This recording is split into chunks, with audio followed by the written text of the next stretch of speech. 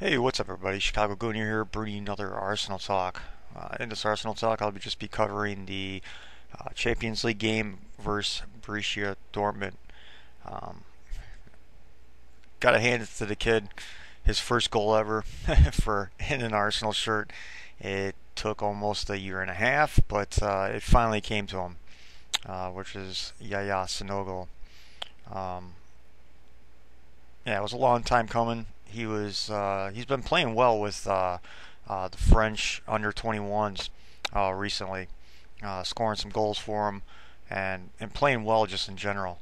And I think it's something that needed to happen was to give Danny Welbeck a game off because he definitely needed it. Like I said in my last episode, he's played basically every single game since he's been transferred here to Arsenal, and yeah, he's doing good things with the England international team, obviously, but over the last probably couple games, you could see him getting tired and not playing. Maybe up to his full potential, and that's just because the squad's just not being rotated enough by Arsene Wenger. But credit to the kid, it was a nice finish too. Nice pass by uh, Santi Gazzola.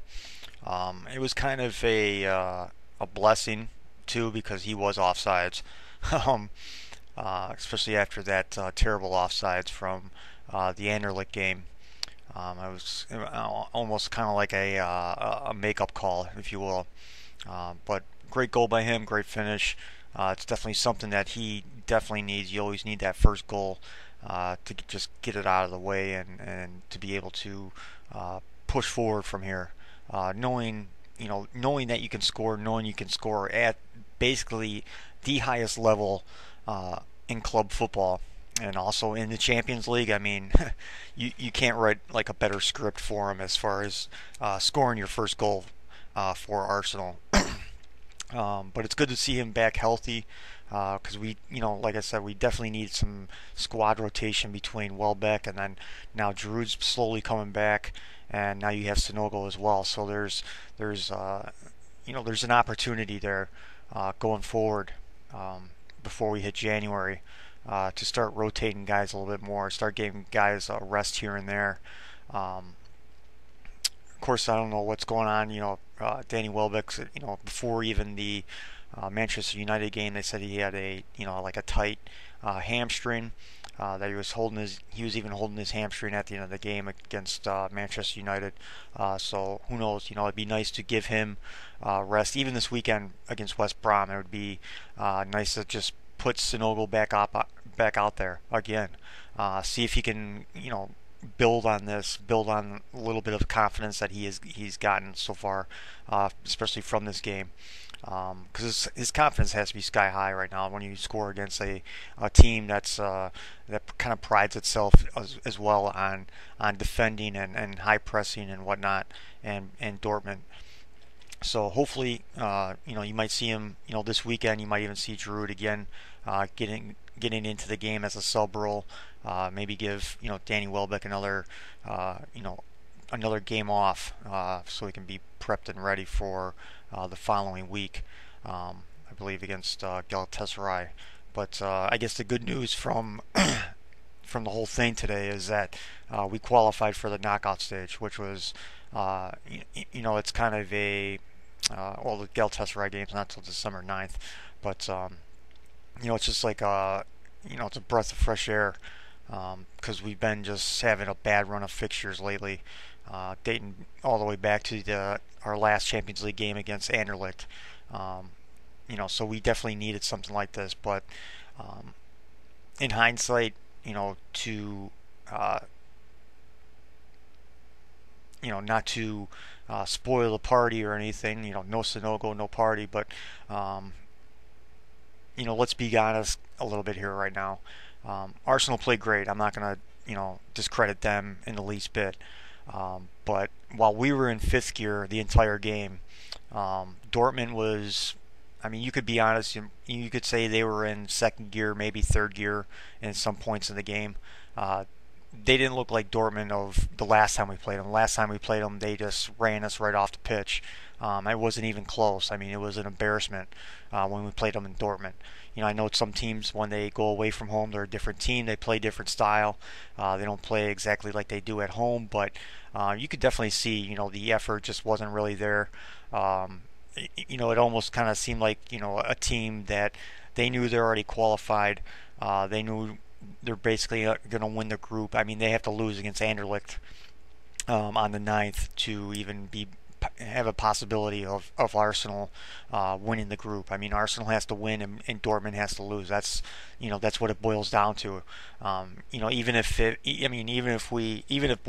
Dortmund ties, we have to beat Galatasaray 6-0 just to tie them in goal differential, because I believe the goal differential is Borussia Dortmund has 10, we have 4. So we need to win 6-0. We need to win 7-0 basically to take the group outright. What they do in tiebreakers, I'm not sure. I heard something during the telecast of the game saying that if we do tie on goal differential, then they go to the heads up fixtures, and at Dortmund it was 2-0. At the Emirates it was 2-0. So what they do after that, I have no idea. I don't know if they just draw a name out of the hat and they said that's who wins the group. I have no idea. But I mean, it's probably not going to happen. It would be nice to just throw a B side out there against Galatasaray, knowing full well that we've already qualified for the knockout stage. Just give guys some rest, especially Alexis Sanchez. He, again, like Danny Welbeck, he's been playing almost every single game. The guy needs probably a rest, maybe even this weekend. Joel fucking Campbell, came on late in the game, and honestly, I kind of made a comment to one of my friends that I was just like, man, I thought he was dead, to be honest with you, because we have not seen him since. I can't even remember the last time he was in a game. I think it was possibly a Champions League game. Honestly, I don't even remember the last time he actually played for Arsenal, which is sad. A kid that talented can't even get a game, can't even get a sub, can't even get a game against a shit side like Burnley. I mean, it's pretty concerning. And chances are he might be gone in January. But back on Alexis Sanchez, that goal, the second goal, nice curler around the goalkeeper. Goalkeeper had little to no chance to get at it. Perfectly placed, perfect amount of curve. I mean, it was just a beautiful goal. Of course, like I said, like everybody's saying, that's world class right there. That's what world class players do. And we needed to scrape that second goal because being an Arsenal fan, you're always on the edge of your seat throughout the entire game, especially when it's a 1-0 game, when you're just praying they hold on. Because just of our luck and our bad play over the last basically month, the whole season just about, you're just thinking, okay, somewhere in the last couple minutes of the game, Dortmund's going to nick a goal. But again, Dortmund was playing, like I said, second gear, third gear the entire game. Even though they owned possession, they had 55% possession. We only had 46. They had more shots on target, which was kind of surprising. Martinez wasn't really challenged all that much during the game, to be honest with you. They completed more passes than us as well. Their passing accuracy was 85% to our 76%. So, I mean, just looking at the statistics alone, you would think that Dortmund kind of owned the game, but it was just the complete opposite. I mean, we owned the game from start to finish. I mean, we kind of looked like Dortmund did at Dortmund. In a way, we were high pressing, which is good to see. There was a lot of energy from everybody. It seemed like after that Manchester United game, it seems like this is what we saw like last year, over the last couple of years, even several years, when we have a tough defeat. You thought you would see that in the Swansea City game or even the Manchester United game, but we just didn't really. We pretty much dominated the Manchester United game, but again, we couldn't finish. But this is the Arsenal that we've always kind of seen over the years. That when we come after like a tough loss, that the players really respond, and they responded finally. I mean, this is what we've been asking for the entire season, is for them to start in fifth gear and end in fifth gear, instead of starting in first gear sometimes and then gradually getting up to fifth gear and then going back down to second gear. It just doesn't. You're a professional footballer. You're playing at one of the biggest clubs in the world. One of the most respected clubs in the world, and you're half-assing it sometimes.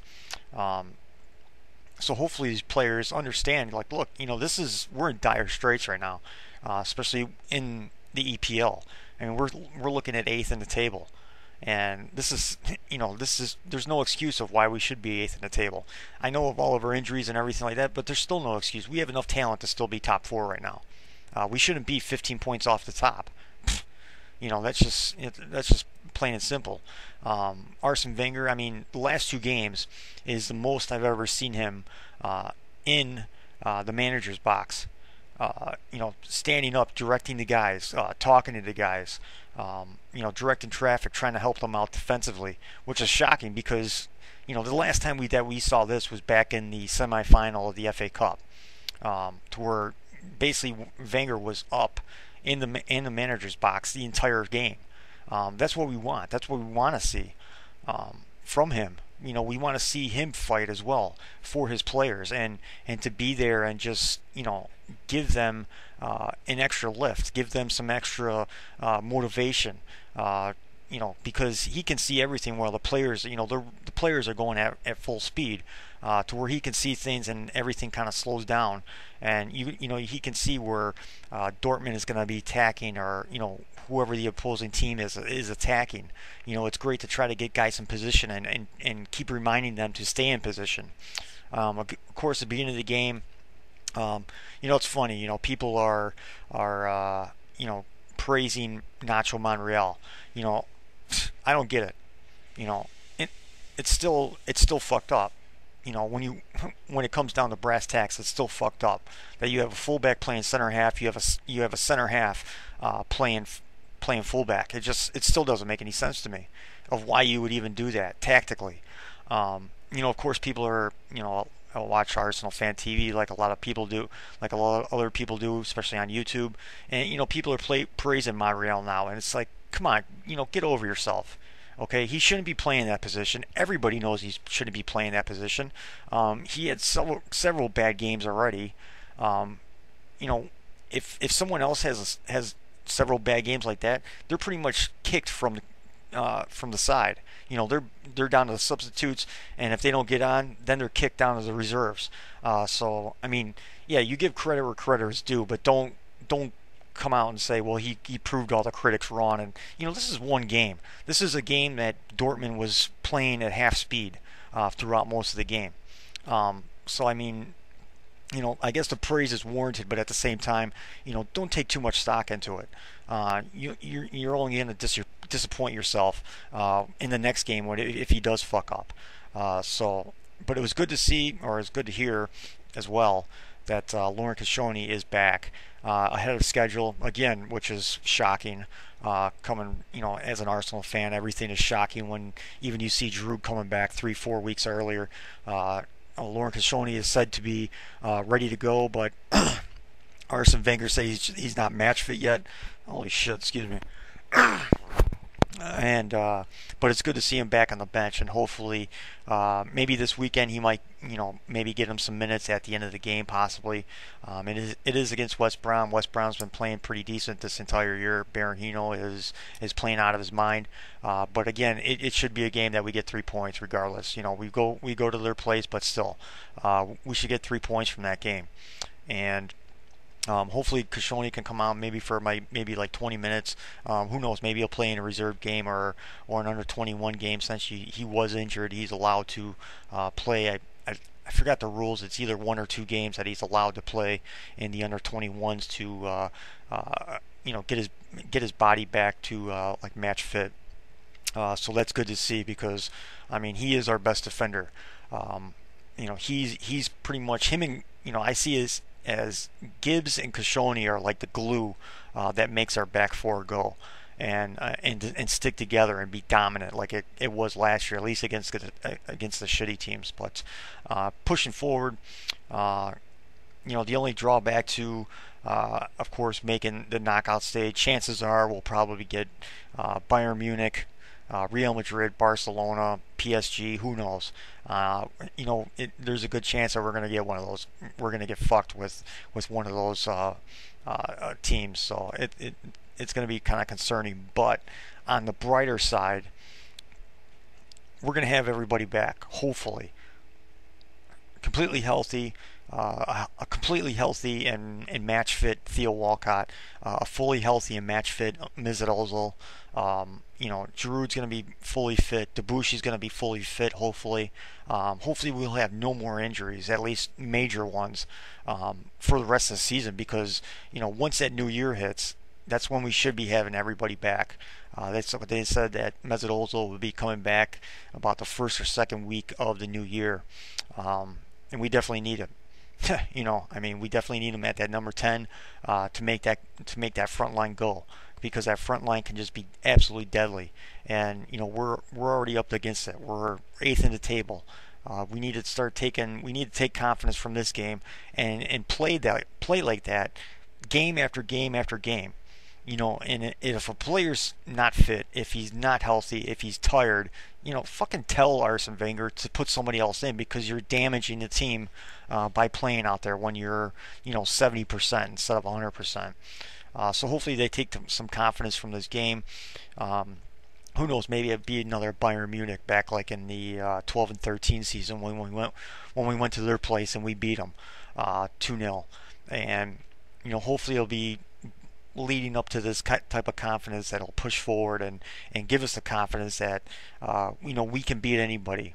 Hopefully they'll take that type of attitude and from the next game into the next game into the next game, start in fifth gear, end in fifth gear. I mean, that should be the motto, honestly, especially when you play possession, fast counterattack, fast passing. Your motto should just be, start in fifth gear, end in fifth gear. And if you don't, then you're hurting the team. Plain and simple. But I liked what I saw today. It's very encouraging, especially after the last about month. I know one person said our last win was against Burnley, and that feels ages ago.